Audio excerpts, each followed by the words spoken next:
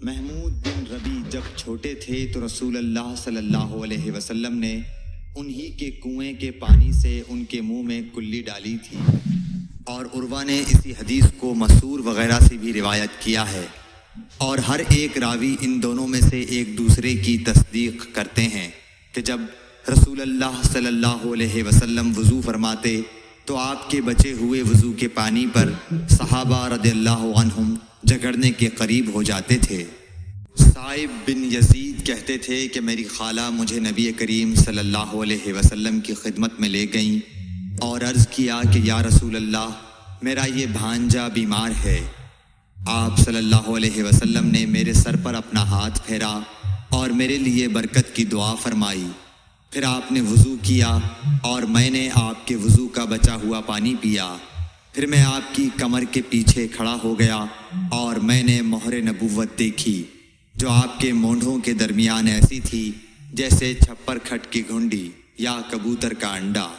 عبداللہ بن زید رضی اللہ تعالیٰ عنہ نے وضو کرتے وقت برتن سے پہلے اپنے دونوں ہاتھوں پر پانی ڈالا، پھر انہیں دھویا، پھر دھویا، یا یوں کہا کہ کلی کی اور ناک میں ایک چلو سے پانی ڈالا اور 3 مرتبہ اسی طرح کیا، پھر 3 مرتبہ اپنا چہرہ دھویا، پھر کوہنیوں تک اپنے دونوں ہاتھ 2 بار دھوئے، پھر سر کا مسح کیا، اگلی جانب اور پچھلی جانب کا، اور ٹخنوں تک اپنے دونوں پاؤں دھوئے۔ پھر کہا کہ رسول اللہ صلی اللہ علیہ وسلم کا وضو اسی طرح ہوا کرتا تھا۔ عبداللہ بن زید رضی اللہ تعالیٰ عنہ سے رسول کریم صلی اللہ علیہ وسلم کے وضو کے بارے میں پوچھا تو عبداللہ بن زید رضی اللہ عنہ نے پانی کا ایک تشت منگوایا، پھر ان لوگوں کے دکھانے کے لیے وضو شروع کیا۔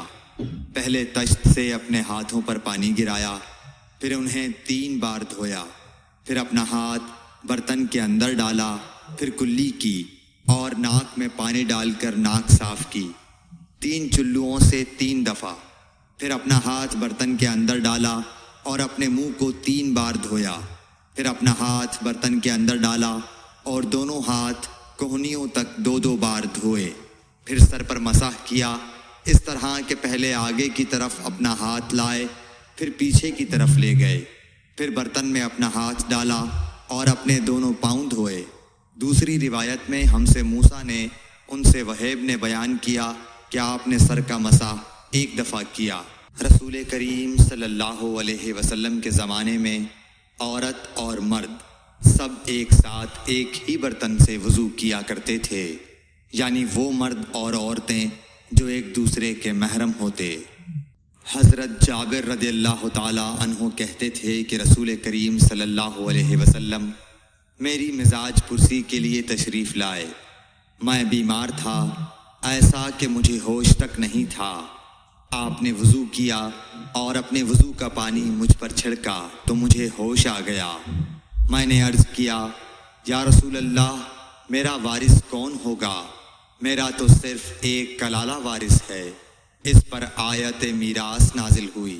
ایک مرتبہ نماز کا وقت آ گیا تو جس شخص کا مکان قریب ہی تھا وہ وضو کرنے اپنے گھر چلا گیا، اور کچھ لوگ جن کے مکان دور تھے رہ گئے، تو رسول کریم صلی اللہ علیہ وسلم کے پاس پتھر کا ایک لگن لایا گیا جس میں کچھ پانی تھا، اور وہ اتنا چھوٹا تھا کہ آپ اس میں اپنی ہتھیلی نہیں پھیلا سکتے تھے، مگر سب نے اس برتن کے پانی سے وضو کر لیا۔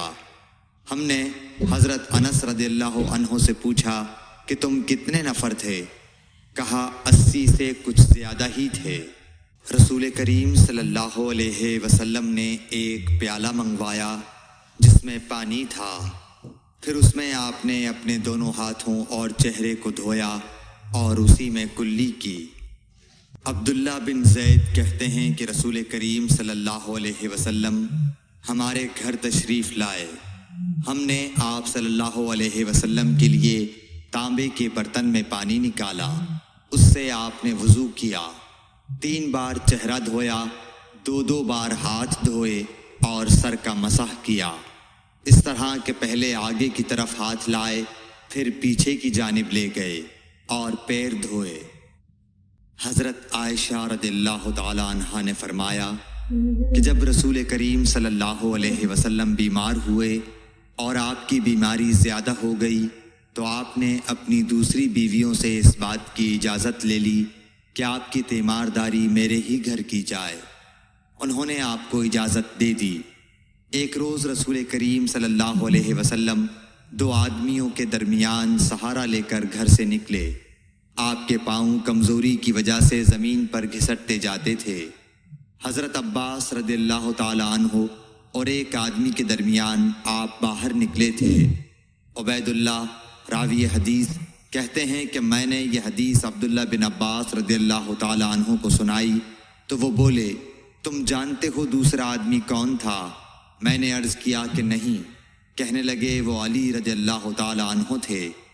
پھر حضرت عائشہ رضی اللہ تعالی عنہا فرماتی تھیں کہ جب نبی کریم صلی اللہ علیہ وسلم اپنے گھر میں داخل ہوئے اور آپ کا مرض بڑھ گیا تو آپ نے فرمایا میرے اوپر ایسی 7 مشکوں کا پانی ڈالو جن کے سربند نہ کھولے گئے ہوں تاکہ میں سکون کے بعد لوگوں کو کچھ وصیت کروں۔ چنانچہ آپ کو حضرت حفصہ رسول اللہ صلی اللہ علیہ وسلم کی دوسری بیوی کے لگن میں جو تانبے کا تھا بٹھا دیا گیا اور ہم نے آپ پر ان مشکوں سے پانی بہانا شروع کیا۔ جب آپ ہم کو اشارہ فرمانے لگے کہ بس اب تم نے اپنا کام پورا کر دیا تو اس کے بعد آپ لوگوں کے پاس باہر تشریف لے گئے۔ عمرو بن یحییٰ نے اپنے باپ یحییٰ کے واسطے سے بیان کیا، وہ کہتے ہیں کہ میرے چچا بہت وضو کیا کرتے تھے، یا یہ کہ وضو میں بہت پانی بہاتے تھے۔ ایک دن انہوں نے عبداللہ بن زید رضی اللہ تعالی عنہ سے کہا کہ مجھے بتلائیے رسول اللہ صلی اللہ علیہ وسلم کس طرح وضو کیا کرتے تھے۔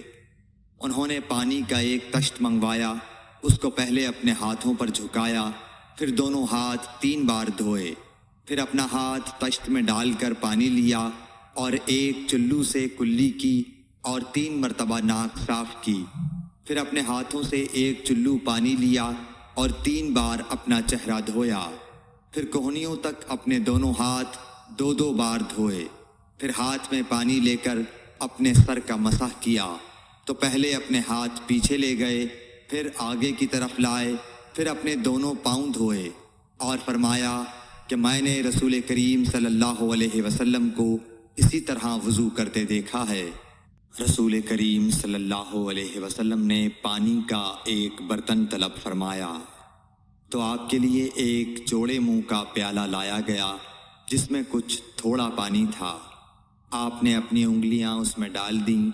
انس کہتے ہیں کہ میں پانی کی طرف دیکھنے لگا، پانی آپ کی انگلیوں کے درمیان سے پھوٹ رہا تھا۔ انس کہتے ہیں کہ اس ایک پیالہ پانی سے جن لوگوں نے وضو کیا وہ 70 سے 80 تک تھے۔